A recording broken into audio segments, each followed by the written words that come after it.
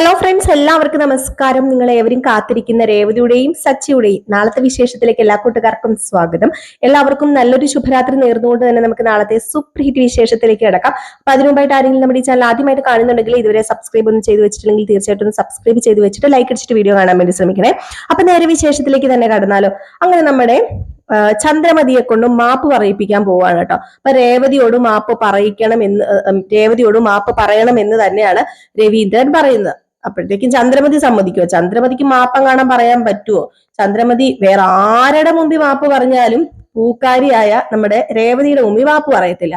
അപ്പൊ അങ്ങനെ പിന്നെ എന്നെ കൊണ്ടൊന്നും പറ്റത്തൊന്നുമില്ല എന്ന് പറഞ്ഞിങ്ങനെ തറപ്പിച്ച് പറഞ്ഞപ്പോഴത്തേക്കും നമ്മുടെ വർഷ പറഞ്ഞു കേട്ടോ, അതെന്താ ആന്റി മാപ്പ് പറയാത്തത്? സത്യം പറയട്ടെ, ഇപ്പം ആന്റി എന്നോടാണ് ഇങ്ങനെയൊക്കെ പറഞ്ഞത് എങ്കിൽ, എന്നെയാണ് ചെയ്യാത്തൊരു കുറ്റത്തിന് കുറ്റക്കാരി ആക്കിയതെങ്കിൽ ഉറപ്പായിട്ടും ഞാന് ക്ഷമിക്കത്തൊന്നുമില്ലായിരുന്നു.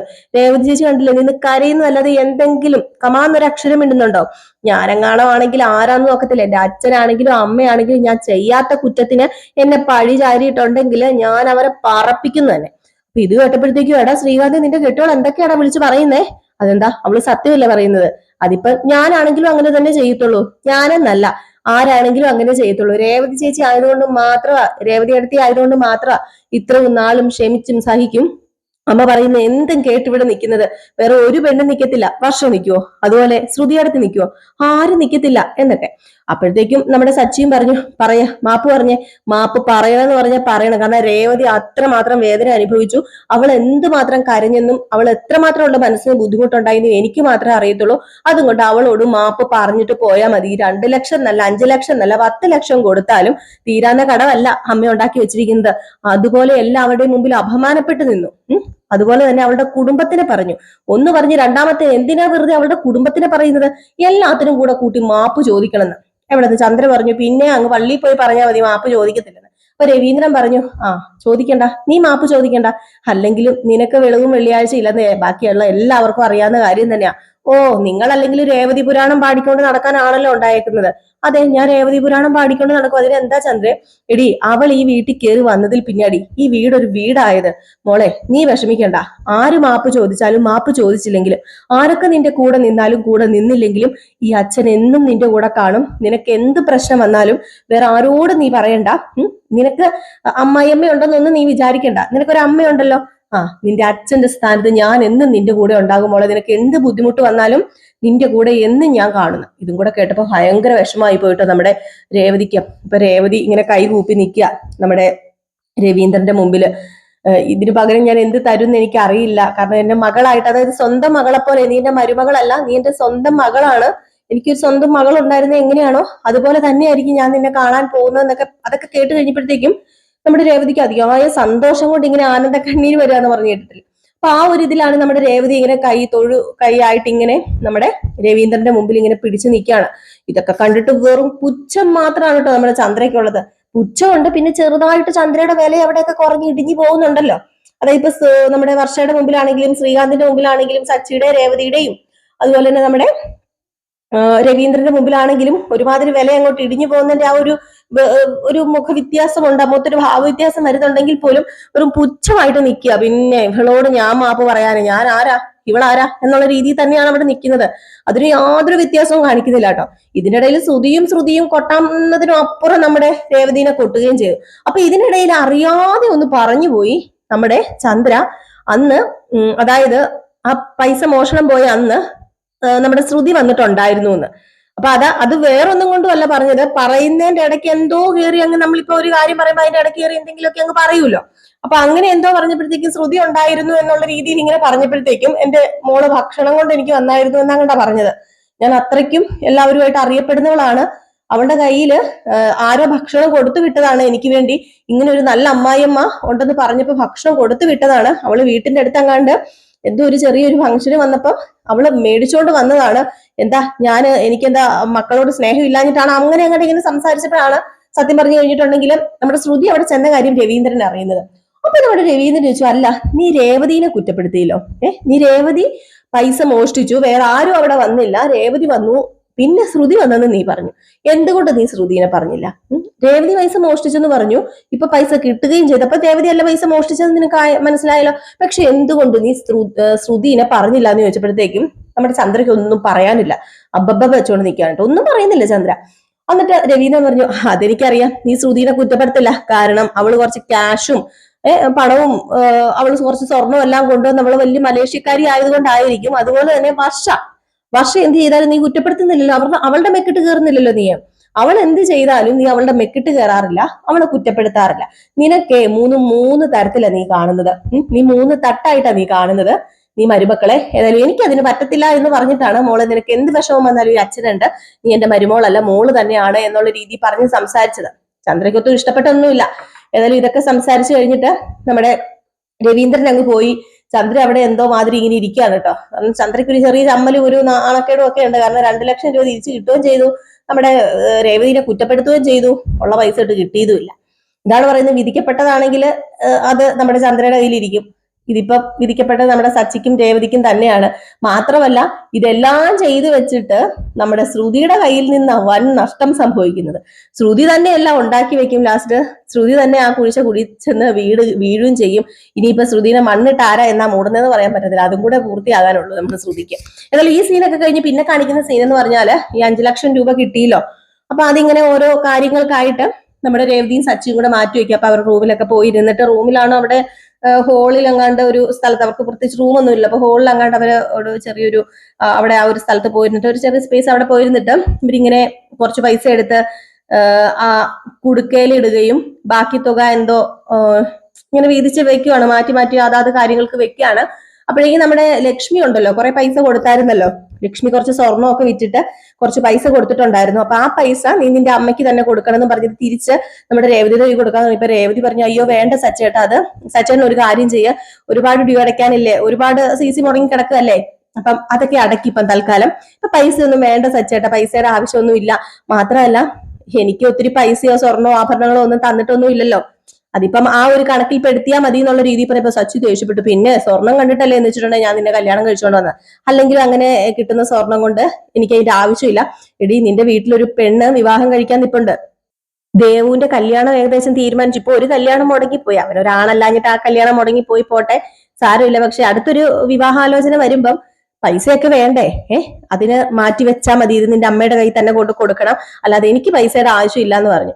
അത് കഴിഞ്ഞപ്പോഴത്തേക്കുമാണ് ലാസ്റ്റ് നമ്മുടെ സച്ചി പറയുന്നത്, അല്ല അച്ഛന് കുറച്ച് പൈസ കൊടുക്കണ്ടേ, അച്ഛൻ അന്ന് 10,25,000 രൂപ നമുക്ക് തന്നായിരുന്നല്ലോ എന്ന് പറഞ്ഞപ്പോൾ അത് ഞാൻ എപ്പോഴേ കൊടുത്തു കഴിഞ്ഞു. അപ്പോഴത്തേക്ക് സച്ചി ചോദിച്ചു, കൊടുത്തുന്നോ, എപ്പോ കൊടുത്തു?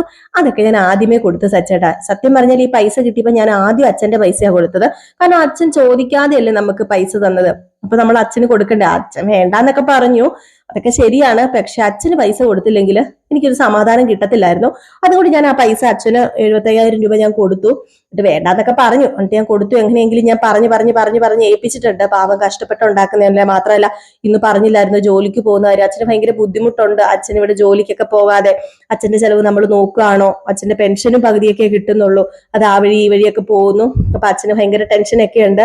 അപ്പൊ അതുകൊണ്ട് മാസം കുറച്ച് പൈസ നമുക്ക് അച്ഛന് കൊടുക്കണം എന്നൊക്കെ നമ്മുടെ രേവതി പറഞ്ഞപ്പോഴത്തേക്കും സച്ചിക്ക് വലിയ സന്തോഷമായിട്ടോ. അപ്പൊ അങ്ങനെ അവരവരുടേതായ കാര്യങ്ങളൊക്കെ ഇങ്ങനെ നീക്കുപാടും ഒക്കെ ചെയ്തിങ്ങനെ നിൽക്കുകയാണ്. അപ്പൊ ഇതിനിടയിൽ നമ്മുടെ ശ്രുതിക്ക് ഒട്ടും പിടികിട്ടുന്നില്ലേ. എപ്പോഴും സച്ചിനെ രേവതിനെ കുറ്റം പറഞ്ഞ് ആ വീട്ടിൽ നിന്ന് അടിച്ചോടിക്കാനും ഒക്കെ നമ്മുടെ ശ്രുതിയും കൂടിയിട്ടുണ്ട് ചന്ദ്രയുടെ കൂടെ. പക്ഷെ ഈ ഒരു കാര്യത്തിൽ മാത്രം ശ്രുതി എന്നാത്തിനാണ് കുടുംബത്തിൽ വഴക്കുണ്ടാക്കണ്ടെന്ന് പറഞ്ഞ് ഇത്രയും പൈസ ഉണ്ടാക്കി കൊടുത്തത് എന്ന് വല്ലാത്തൊരു ടെൻഷൻ ഉണ്ട് നമ്മുടെ ശ്രുതിക്ക്.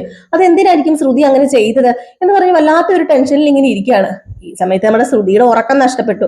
ശ്രുതിക്ക് ഇനി ഉറക്കമില്ല. ശ്രുതി എവിടെ നിന്നൊക്കെയാ കടം മേടിച്ചു കൂട്ടുന്നതെന്ന് ശ്രുതിക്ക് തന്നെ അറിയത്തില്ല. ഓരോത് ചെയ്തു വെക്കും. ലാസ്റ്റ് അച്ഛൻ തന്നതാന്ന് പറഞ്ഞ് തന്നെ ഒരു 10-12 ലക്ഷം രൂപ അങ്ങനെ കൊണ്ടുവന്നല്ലോ. അത് നമ്മുടെ ആന്റണിയുടെ കയ്യിൽ നിന്നും അവിടെ നിന്ന് ഇവിടെ നിന്നൊക്കെ പലിശയ്ക്ക് എടുത്തതാണ്. അപ്പൊ അതുപോലെ തന്നെ ഈ പൈസയും ഇനിയിപ്പോ കൊടുക്കേണ്ട ഒരു അവസ്ഥ വന്നിരിക്കുക. അപ്പൊ അങ്ങനത്തെ കുറച്ച് സീനുകളൊക്കെ കാണിച്ചിട്ട് പിന്നെ കാണിക്കുന്ന സീൻ എന്ന് പറഞ്ഞാൽ നാളെ ഏകദേശം ഈ സീനും കൊണ്ടൊക്കെ തീരാനാണ് ചാൻസ് കൂടുതൽ. ഇനിയിപ്പോ ഞാൻ പറയാൻ പോകുന്ന സീന് കൺഫേം ആയിട്ട് നിങ്ങളെ കാണിക്കുമെന്ന് അറിയില്ല കേട്ടോ. നമ്മൾ ഈ തമിഴ് വേഷന്റെ ആ ഒരു ഇത് പറയുന്നത് കൊണ്ടാണ് കേട്ടോ ഞാൻ ഇത് കയറ്റി പറയുന്നത്. കാരണം തമിഴ് വേഷൻ ഇങ്ങനെ അടുപ്പിച്ച് ഈ സീനാണ് പോകുന്നത്. പക്ഷെ കുറെ ഭാഗങ്ങൾ കട്ട് ചെയ്ത് കളയുന്നുണ്ട് നമ്മുടെ മലയാളത്തില്. അപ്പൊ അതുകൊണ്ട് ഈ ഭാഗം വരുമോന്ന് അറിയില്ല. നമ്മുടെ ശ്രുതിയുടെ അമ്മയും മകനും കൂടെ വരാൻ പോവുക. ശ്രുതിയുടെ അമ്മയും മകനും കൂടെ വരുന്നത് അവിടെ അടുത്ത് തന്നെ ഒരു വീട് വാടകയ്ക്ക് എടുക്കുന്നുണ്ട് ശ്രുതിയെ. അപ്പൊ ആ വീട്ടിലേക്ക് നമ്മുടെ ശ്രുതിയുടെ അമ്മയും കൊച്ചിനെയും കൂടെ കൊണ്ടുവരാം. അപ്പൊ ശ്രുതിയുടെ അമ്മയും കൊച്ചിനെയും കൂടെ കൊണ്ടുവന്ന് കഴിയുമ്പോഴത്തേക്കും ഇനിയിപ്പൊ ഇതിലും വലിയ തലവേദന ഇല്ലല്ലോ നമ്മുടെ ശ്രുതിക്ക്. കാരണം ഇത്രയും നാളും ഇത്രയ്ക്ക് പേടിക്കേണ്ട ആവശ്യമില്ലായിരുന്നു. പൈസയും അതും ഇതും ഒക്കെ ആയിട്ട് എവിടെന്നെങ്കിലും ഒക്കെ ഉണ്ടാക്കിയാൽ മതി, അല്ല കള്ളം പറഞ്ഞ് പിടിച്ചു നിൽക്കായിരുന്നു. പക്ഷെ ഇപ്പം ശ്രുതിയുടെ അമ്മയും അതുപോലെ നമ്മുടെ ആദിമോനും കൂടെ വന്നു കഴിയുമ്പോഴത്തേക്കും ഉണ്ടാകാൻ പോകുന്ന സംഭവം എന്ന് പറഞ്ഞാൽ സച്ചിക്ക് രേവതിക്ക് ഇവരൊക്കെ അറിയുകയും ചെയ്യാം.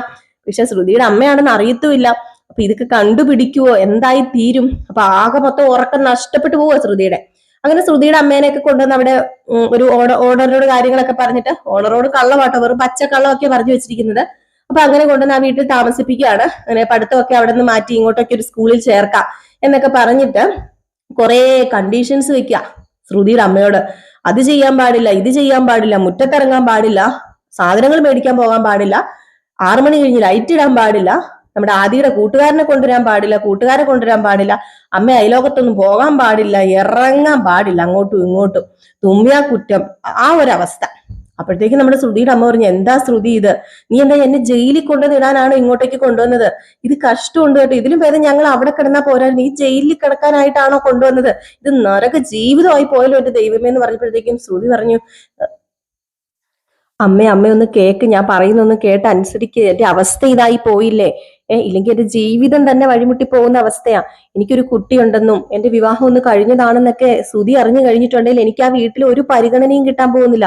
മാത്രമല്ല അറിയാലോ ചന്ദ്ര ആരാ സാധനെന്ന്. ഇപ്പൊ എന്നോട് ഒട്ടി ഒരുമി നല്ല സ്നേഹത്തോടെ നടക്കുന്നുണ്ടെങ്കിലും ഈ സത്യങ്ങളൊക്കെ അറിഞ്ഞു കഴിഞ്ഞിട്ടുണ്ടെങ്കിൽ ഒരിക്കലും എന്റെ അടുത്ത് നിൽക്കത്തില്ല. എന്റെ അടുത്ത് പിടിച്ചാൽ കിട്ടുന്ന കേസല്ല ഇത്. അതോ ഇതിനോടൊപ്പം തന്നെ കൺസീവ് ആകാൻ ഞാൻ പരമാവധി ശ്രമിച്ചിട്ടും ഇപ്പൊ എന്താന്ന് എനിക്ക് അറിയത്തില്ല. ഇപ്പൊ ഹോസ്പിറ്റലിൽ പോലും പോയി നോക്കാൻ, ചെക്കപ്പിന് പോലും പോകാൻ പറ്റാത്തൊരവസ്ഥയാ. അത് രേവതിയുടെ അനിയത്തിയും കാരണം അതും മുടങ്ങി കിടക്കുക. അവരെയാ ഇപ്പം അമ്മ പൊക്കി പിടിച്ചോണ്ട് നടക്കുന്നതെന്ന് ഇങ്ങനെ നമ്മുടെ ശ്രുതി പറയാണ് ശ്രുതിയുടെ അമ്മയോട് കേട്ടോ.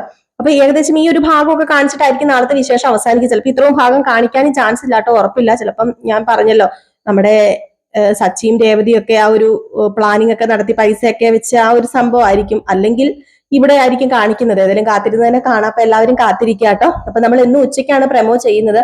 ഇന്ന് ഉച്ചയ്ക്ക് ഞാൻ പ്രമോ ചെയ്തില്ല. അപ്പൊ അതുകൊണ്ടാണ് കേട്ടോ. ഉച്ചയ്ക്ക് ചെയ്യാത്ത ദിവസങ്ങളിൽ ഞാൻ വൈകിട്ട് ചെയ്യാറുണ്ട്. അപ്പൊ അതാണ് ഞാൻ വൈകിട്ട് പ്രമോയുമായിട്ട് വന്നത്. അപ്പൊ എല്ലാവരുടെയും സ്നേഹത്തിനും സപ്പോർട്ടിനും ഒരുപാട് നന്ദിയുണ്ട്. വീണ്ടും നിങ്ങളുടെ സ്നേഹവും സപ്പോർട്ടൊക്കെ ഇതേപടി ഉണ്ടാകുമെന്ന് പ്രതീക്ഷിക്കുന്നു. മാത്രമല്ല നമ്മുടെ പത്തരമാറ്റിന്റെ ഡെയിലി വിശേഷം, ഫുൾ വിശേഷം നമ്മളിപ്പോ ചെയ്യാറുണ്ട്. ഒരുപാട് നാൾ ഞാൻ പെൻഡിങ് വെച്ചിട്ടുണ്ടായിരുന്നു. അപ്പൊ ഒരുപാട് എപ്പിസോഡ് എനിക്ക് ഞാൻ ചെയ്യാതിരുന്നിട്ടുണ്ട്. അപ്പം കുറെ പേരൊക്കെ ഇങ്ങനെ ആവർത്തിച്ച് ചോദിച്ച് ഇങ്ങനെ ഒത്തിരി പേര് നമ്മളെ കാത്തിരിക്കുന്നുണ്ട്, നമ്മൾ എന്താ കഥ ചെയ്യാത്തതെന്ന്. അപ്പൊ അതുകൊണ്ടാണ് ഇനിയിപ്പോ വെക്കേഷനൊക്കെ ആയതുകൊണ്ടാണ് നമ്മൾ ആ കഥയും കൂടെ ചെയ്യുന്നത്. ഇനിയിപ്പോ എന്തെങ്കിലും വേറെ കഥയൊക്കെ നിങ്ങൾക്ക് കേൾക്കാൻ താല്പര്യം ഉണ്ടെങ്കിൽ പറഞ്ഞാൽ മതി, നമ്മൾ ചെയ്യാം. അതിനോടൊപ്പം അലീനയുടെ കഥയും അലീനയുടെ അപ്കമിങ് വിശേഷവും അലീനയുടെ ഫുൾ വിശേഷവും പ്രമോ വിശേഷവും ഒക്കെ നമ്മൾ ഇടുന്നുണ്ട് റിയൽ സ്റ്റോറിക്കകത്ത്. ആ ചാനലിന്റെ ലിങ്ക് നിങ്ങൾക്ക് വേണമെങ്കിൽ കമന്റ് ബോക്സിൽ വന്ന് എന്നോട് ചോദിക്കുകയാണെങ്കിൽ ഞാൻ പോസ്റ്റിൽ ഇട്ടേക്കാം. കമന്റ് ബോക്സിൽ നമുക്ക് ലിങ്ക് ഇടാൻ പാടില്ല. കമന്റ് ബോക്സിൽ ലിങ്ക് ഇട്ട് കഴിഞ്ഞിട്ടുണ്ടെങ്കിൽ നമ്മുടെ ചാനലിന് അത് പ്രോബ്ലം ആണ്. അപ്പൊ കമന്റ് ബോക്സിൽ ലിങ്ക് ഇടാൻ പാടില്ല. അപ്പൊ അതുകൊണ്ട് നമ്മൾ പോസ്റ്റിൽ ലിങ്ക് ഇട്ടേക്കാം കേട്ടോ. ചോദിക്കുകയാണെങ്കിൽ ഞാൻ പോസ്റ്റിൽ ലിങ്ക് ഇട്ടേക്കാം. അതിനോടൊപ്പം തന്നെ നമ്മുടെ കാറ്റത്തെ കിളിക്കൂടെ റിയൽ സ്റ്റോറി ന്യൂവിലും ചെയ്യുന്നുണ്ട്. അത് നമ്മൾ പോസ്റ്റിൽ ലിങ്ക് കിടപ്പുണ്ട്, അതൊന്ന് കയറി നോക്കിയിട്ടുണ്ട്. Community post. അപ്പം ആ ഒരു ഇതിൽ നിങ്ങൾ കയറി നോക്കിയാൽ നിങ്ങൾക്ക് കാണാനായിട്ട് സാധിക്കും. അപ്പം okay, Tata bye bye. Next video ആയിട്ട് കാണാം. ലൈക്ക് അടിക്കാൻ മറക്കരുതേ.